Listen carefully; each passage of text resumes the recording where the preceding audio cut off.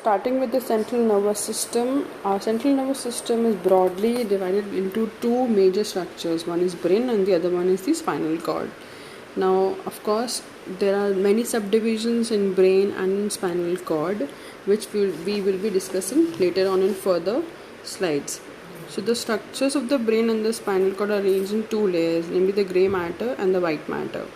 Now, this grey matter is formed by the nerves cell bodies. Grey matter is formed by the nerve cell bodies and the proximal part of the nerve fibers, which is arising from the nerve cell body. The white matter is formed by the remaining part of the nerve fibers. So, one thing, a big difference is in the brain, the white matter is placed in the inner part and grey matter is placed in the outer part, and the spinal cord is entirely vice versa. Now, the spinal cord is continued through the foramen magnum of the skull bone, and the brain and the spinal cord are surrounded by three layers of meninges, which are called the outer dura mater, arachnoid matter, and the innermost is the pia mater. Now the brain is further subdivided into prosencephalon, mesencephalon, and rhombocephalon. To talk in very simple terms, there is this forebrain, midbrain, and the hindbrain. Forebrain में we have two further subdivisions, जिसमें we have basal ganglia, we have hippocampus. Then the other subdivisions in the diencephalon are thalamus, hypothalamus, subthalamus. Then further on, if we talking about the hindbrain, it has also subdivided into two major categories, which is the metencephalon and myelencephalon. Metencephalon में there comes pons and cerebellum, and myelencephalon में comes there is medulla oblongata. So, see, in this diagram, it's very well clear that the brain stem comprises of the pons, medulla oblongata, and the midbrain. The pons, the medulla oblongata, and the midbrain. Then here continues is the spinal cord. Right after the medulla oblongata, then the diencephalon, which has thalamus and the hypothalamus. Then thalamus and hypothalamus. Then hypothalamus ke just niche you can see anterior and the posterior pituitary. And from there was this hypophyseal portal system, which we discussed in previous lectures. Okay. Now the cerebral cortex, it's generally involved in thought, language, reasoning. Cerebellum, of course, it's only for regulating the movement and the posture. Parkinsonism is a disease which is actually a disease of cerebellum. There is this defect in the cells or defect in the projections on the cerebellum. So that is why Parkinsonism is entirely a disease of cerebellum. Then we have brainstem, which is regulating the heart rate, the blood pressure, and the hypothalamus, which is regulating many homeostatic functions: temperature, water intake, food intake, endocrine functions, emotions, circadian rhythm, and many more, which we will be discussing later on in further slides. Now coming on to the histology of the neural tissue. Now two types of neural tissues or neural cells are present. The first one is the neurons and the second one is the neuroglia. The neurons are the basic structural unit of the nervous system, and it comprises of a nucleus, dendrite, cell body, a myelin sheath, then we have an axon, and we have synaptic terminal. And these all the structures you are very well thorough with. So the dendrites, they carry impulses towards the cell, and axon carry impulses away from the cell. Now there's this myelin sheath covering, then there is synaptic terminal. Okay, now the classification of the neurons. So we have majorly three types. Otherwise, there are four types of classification of the neurons. We have an axonic neuron. Okay, then we have a bipolar neuron, then we have a pseudo-unipolar neuron, and then we have a multipolar neuron. Now in a bipolar neuron, what we can see over here is that only from one cell body, from one neuron, the dendrites and axons, they are emerging. Okay, now here from one cell body, one is going towards the dendrite and one is going towards the axon, and here there are many dendroids. So that is why it is known as a multipolar neuron.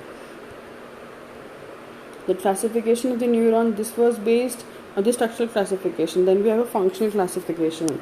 Now this is based on the information, the type of information they are carrying. So they have sensory neurons, or the afferent one, which transmits sensory information from the receptors of the peripheral nervous system toward the CNS.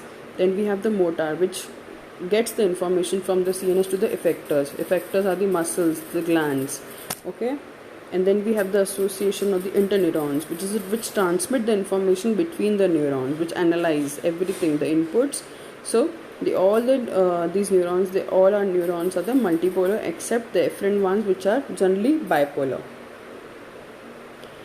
Now, all the neurons, regardless of any type they have 4 functional regions in common. Of course, an input, where an input will come towards a cell body of a neuron, then a trigger, an integrative component. Integrative is the cell body. Then a conductile component, which is the axon, and an output component, which is the synapse. Okay. So if I talk about the structure of neuron, we have a nerve cell body, which is known as the soma. Then cytoplasm contains a large nucleus. We have nucleal bodies, neurofibrils, mitochondria.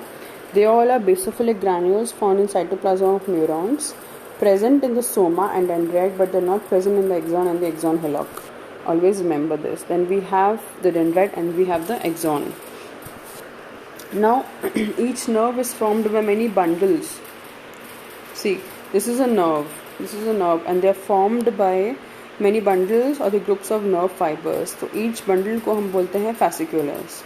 Fine, this whole bundle is known as fasciculus. Now this whole nerve is covered by tubular sheath, जिसको बोलते हैं हम epineurium. So over here we have the epineurium, it is covering the entire nerve structure. Then we have each fasciculus is covered by perineurium. Now this each fasciculus, see, this circle is the fasciculus. Now this is covered by perineurium. It's covered by perineurium, and each nerve fiber, अब जो उसके अंदर जितने भी nerve fibers हैं, they are covered by endoneurium. So the outermost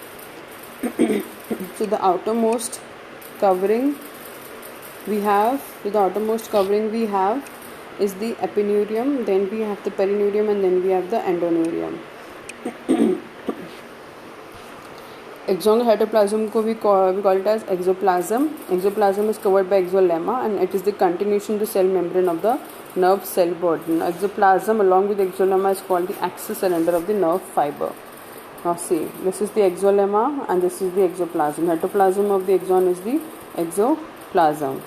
Okay, and exolemma is the continuation of the cell membrane. So as you can see, it is a continuation of the cell membrane. Okay.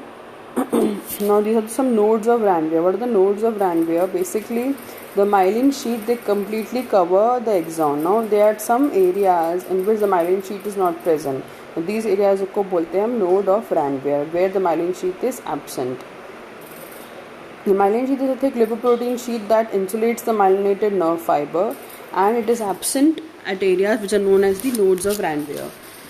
The segment of the nerve fiber between two nodes को बोलते हैं हम internode, and this myelin sheath is responsible for the white color of the nerve fiber.